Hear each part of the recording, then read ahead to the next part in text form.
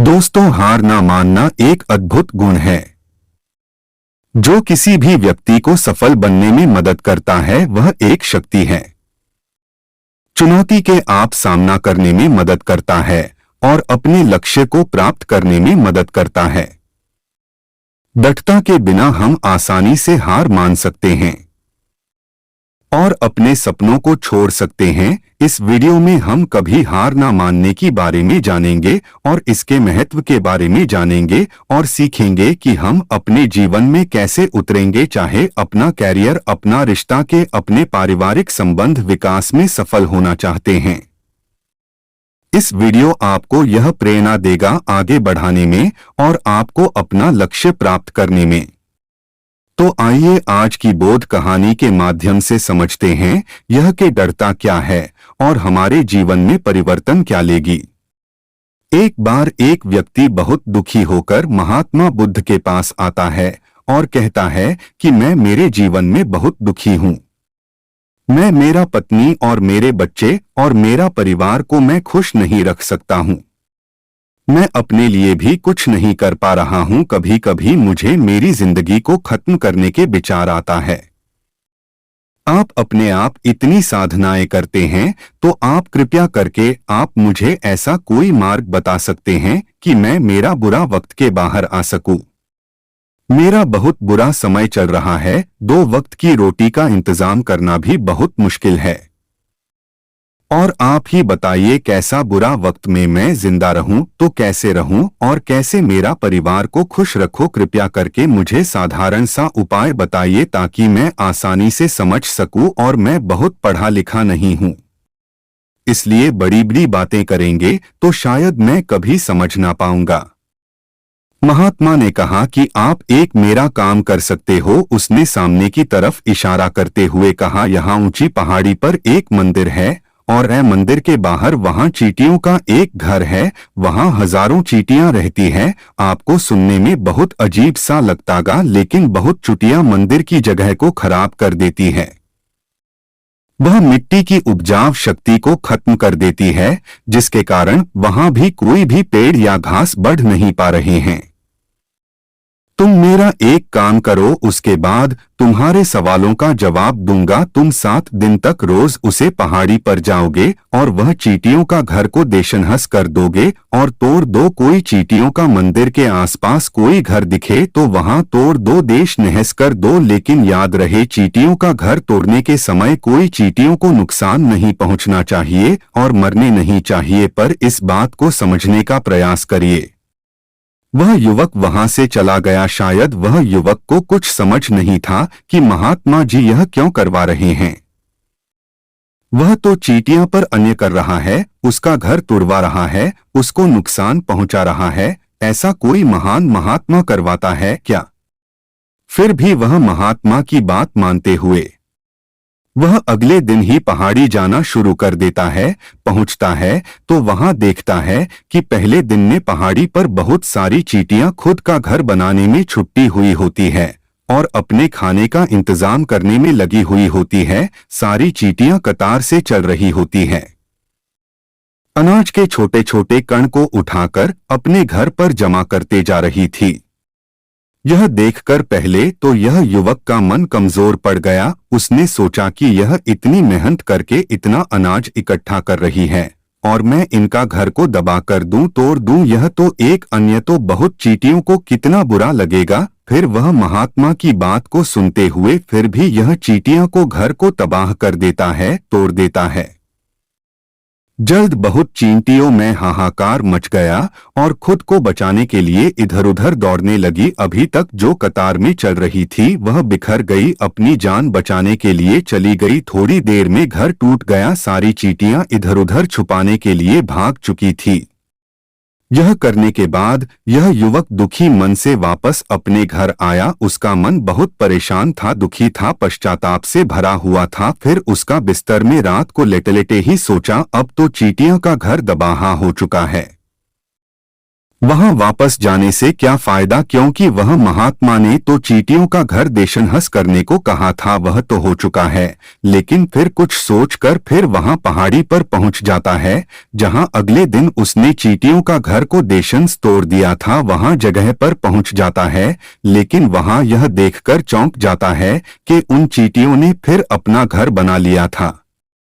फिर से अपने घर के लिए सामान इकट्ठा करने में जुड़ी हुई थी। उसे आदमी को देखकर लगा कि यह चींटियां कितनी मूर्ख है, इनको पता है कि कल ही मैं इसका घर तोड़कर देशनहस कर दिया था, फिर भी वहां फिर से घर बनाने में लगी हुई है। उसे आदमी ने हंसकर फिर से वह महात्मा की बात को याद करते हुए यह चींटियों का घर को तोड़ने में लग गया। फिर से वह चींटियां में हलचल मच गई और खुद को बचाने के लिए इधर-उधर भागने लगी। कुछ देर में उसका घर को देशनहस कर दिया। वह युवक थोड़ा संतोष के भाव, अभी तो मैं अच्छी तरह से घर को तबाह कर दिया है, अभी चिटिया यहाँ अपना घर बना ही नहीं पाएगी, इसलिए जाने से पहले इस घर पर पानी डाल दिया ताकि चींटियां वहां अपना घर न बन सके। इस तरह अपना कर्म पूरा करके फिर अपना घर लौट आया। फिर रात को वह सोचकर कि यह महात्मा सही काम करवा रहे, क्या क्या किसी का घर ढाबा करना किसी महात्मा को शोभा देता है? क्या हुआ, सिद्ध पुरुष हो ही ना, क्या होगा, वह मुझे बेवकूफ बना रहे होंगे। फिर उसने निश्चित किया कि मैं पहले अपने काम को पूरा कर लेता हूँ, उसके बाद ही पता चलेगा कि वह महात्मा मुझे यह क्यों करवा रहे थे। यह वह सोचकर रात को सो जाता है। फिर अगले दिन अपने काम को पूरा करने के लिए और पहाड़ पर पहुंच जाता है। उसे जगह पर कोई घर नहीं था, वह देखकर वह बहुत खुश हो जाता है। सारी चींटियां वहां से भाग चुकी थी। उसने सोचा कि रोज रोज यहाँ पर आने का क्या फायदा, क्योंकि चींटियां तो अपना घर बदल चुकी हैं। महात्मा ने मुझे 7 दिन आने को कहा था, लेकिन आज तो तीसरा दिन ही है, अभी 4 दिन आने का क्या फायदा। यही सोचकर उसने निश्चय किया कि यहाँ से सीधा वहाँ महात्मा के पास जाएगा और सारी खबर बता देगा। जब वह वापस मुड़कर पहाड़ी से वह महात्मा के कुटिया की तरफ जाने लगा तो उसने देखा कि अचानक और एक घर पर नजर पड़ी जो वह चींटियों का बना हुआ था। मतलब वह चींटियां नया घर में बस चुकी थी, रह चुकी थी। वह नया घर वह पुराना घर से थोड़ी दूर ही था। तो उसने सोचा कि वह महात्मा को पता था कि चींटियां अपना घर बदलकर किसी और जगह पर बना लेगी, इसीलिए मुझे 7 दिन आने के लिए कहा था। वह सोचकर वह नया घर को तोड़ने के लिए पहुंच जाता है। जब वहां पहुंचा तो चींटियां इस तरह अपने कार्य में लगी हुई थी। वह अपने लिए खाना इकट्ठा कर रही थी, अपने घर में रखती ही चाह रही थी। जो पुराना घर टूटा था वहां भी अनाज का कण बचा हुआ था, वहां से उठाकर ला रही थी। यहाँ फिर से युवक का मन कमजोर पड़ गया, क्योंकि वह खुद भी कमजोर है, इसलिए बहुत चींटियों के बारे में सोचकर दया का भाव उभर रहा था। चींटियों के ऊपर दया आ रही थी। वह चाहता था कि चींटियों की मदद करें, लेकिन उल्टा उसको नुकसान पहुंचा रहा था। लेकिन वह महात्मा की बात को याद करते हुए फिर से वह घर ने तोड़ने को निश्चय किया। उसने इस बार बड़ी सावधानी से कोई चींटियों को नुकसान न पहुंचने हुए घर को तोड़ना शुरू कर दिया। वक्त थोड़ा ज्यादा लगा, क्योंकि किसी भी चींटियों के नुकसान न पहुंचने की शर्त पहले से ही महात्मा ने रखी थी। आखिरकार उसे घर को भी दहबा कर दिया। फिर बड़े दुखी मन से फिर घर लौट आया। वह पहले से भी ज्यादा दुखी था, क्योंकि उसने अभी नया घर भी तोड़ दिया, चींटियों को बसने नहीं दे रहा था। लेकिन फिर भी वह महात्मा की बात को याद करते हुए घर वापस लौट आया और रात को सोने से पहले एक बार सोचता कि मैं कितना बड़ा एक शैतान हूँ। पुराना घर तो छोड़ो, वह चींटियों को मैं कहीं भी बसने नहीं देता हूँ। वह चींटियां मेरे बारे में क्या सोचते होगी, वह कितने घुघकारती होगी के होंगे वह परमात्मा को जो मेरे द्वारा करवाता है। लेकिन फिर भी उसने अगले दिन जाने का निश्चय किया और फिर अगले दिन सुबह उठकर वह पहाड़ी पर पहुंच जाता है। वहां जाकर के देखा है कि वहां फिर चींटियों ने एक नया घर बना लिया था और वह और ज्यादा ऊर्जा के साथ काम कर रही थी। चींटियां हो अपना खाना इकट्ठा करने में लगी हुई थी। यह देखकर उसे आदमी को लगा कि यह चींटियां किस मिट्टी की बनी हुई है। मैं बार बार यह चींटियों को यहाँ से भगाने की कोशिश कर रहा हूँ, यह वहीं पर अपना घर बना रही है। क्या इनको पता नहीं है कि मैं इनको यहाँ कभी रहने नहीं दूंगा? यह चींटी है, दिखने में इतनी छोटी है, फिर भी हार नहीं मान रही है।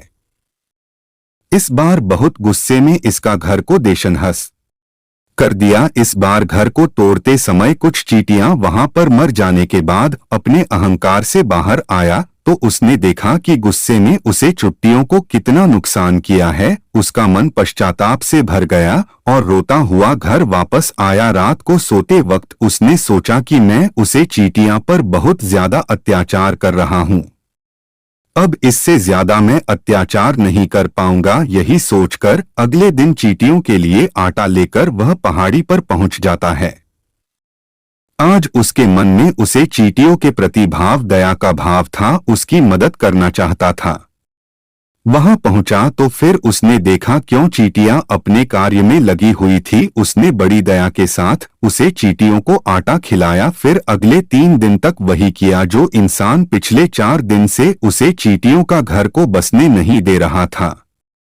वही इंसान अभी वही चींटियों का मदद कर रहा था। युवक रोज सुबह जाता और वह चींटियों को आटा खिलाता, मदद करता। 7 दिन के बाद वह महात्मा के पास जाता है और हाथ जोड़कर बोलता है महात्मा जी, मुझे माफ कर दीजिए, उन चींटियों का घर दबाहा कर दिया। एक बार नहीं 4-4 बार मैं घर उसका दबाहा किया, उसके बाद में हिम्मत नहीं कर पाया उसका घर को दबाहा करने की। मैं समझ सकता हूँ कि मैं आपका काम पूरा नहीं किया, इसलिए इसके बदले आप मुझे मेरा बुरा वक्त से बाहर निकालने के तरीके भी नहीं बताएंगे।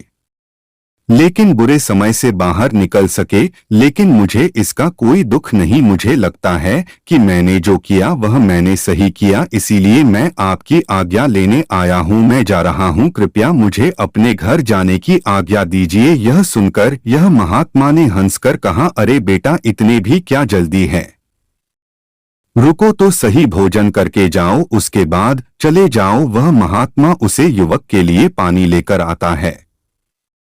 पिलाने के बाद वह महात्मा उसे युवक से पूछते हैं, आखिर तुम मुझे वह बताओ कि आप वह चींटियों का घर ढाबाहा क्यों नहीं कर सके? चिटिया तो इतनी छोटी छोटी है और आप तो इतना विशाल चिट्टियों का घर ढाबाहा नहीं कर पाए, कहाँ गया आपका बाहुबल? तो उसे युवक ने अपना जो कार्य किया था वह सब उसने महात्मा को सुना दिया। यह सुनकर महात्मा ने कहा कि यही तो सीखने की बात है। एक छोटी सी चींटी हमें अपने जीवन संदेश दे जाती है। मैंने आपको चींटियों का घर को दबाहा करने के लिए नहीं भेजा था, इसलिए भेजा था वहां आप चींटियों से कुछ आप सीख ले सको। आपने यह चींटियों से क्या सीख मिला, क्या मुझे बता सकते हो? उसे युवक ने पूरी कहानी बता दी। वह पूरी कहानी को सुने बाद वह महात्मा ने मुस्कुराते हुए कहा, बेटा, जो तुमने महसूस किया वही मैं आपको बताना चाहता हूँ। यह यही थी कि आपने कितनी बार चींटियों का घर को दबा करने की कोशिश की, तो भी फिर चींटियां बार बार अपने घर को बना रहे थे, मेहनत कर रही थी और विश्वास के साथ अपना घर बना। कभी उसने हार नहीं मानी थी। जो हार महान लेती तो वह चींटियां उसे जगह पर नहीं होती। इतनी छोटी चींटियां इतने बड़े आदमी का दिल बदल सकती है, तो आप तो इंसानों का मन बदल सकते हो। अपने जीवन में अपनी किस्मत का न बदलने का कोई कारण ही आपके पास नहीं बचता है। जीवन कार्यशीलता का नाम है। हम मनुष्य 1-2 बार हार मिलने पर ही हम टूट जाते हैं, हताश हो जाते हैं और हम जीवन में प्रयास ही नहीं करते हैं। जो अपने एक जानवरों में एक बात देखी होगी कि वह कभी आत्महत्या नहीं कर लेते। वह जो कितना भी भूखा क्यों ना हो, वह अपने जीवन के लिए हमेशा अपने संघर्ष करता रहता है। उसके सामने हम इंसान 1-2 बारी हार होने के बाद हताश होकर हमारा जीवन को खत्म कर देते हैं। तो यह कहानी से आपको क्या सीख मिली है, कमेंट करके जरूर बताइएगा और हमारे चैनल को सब्सक्राइब कर दीजिए।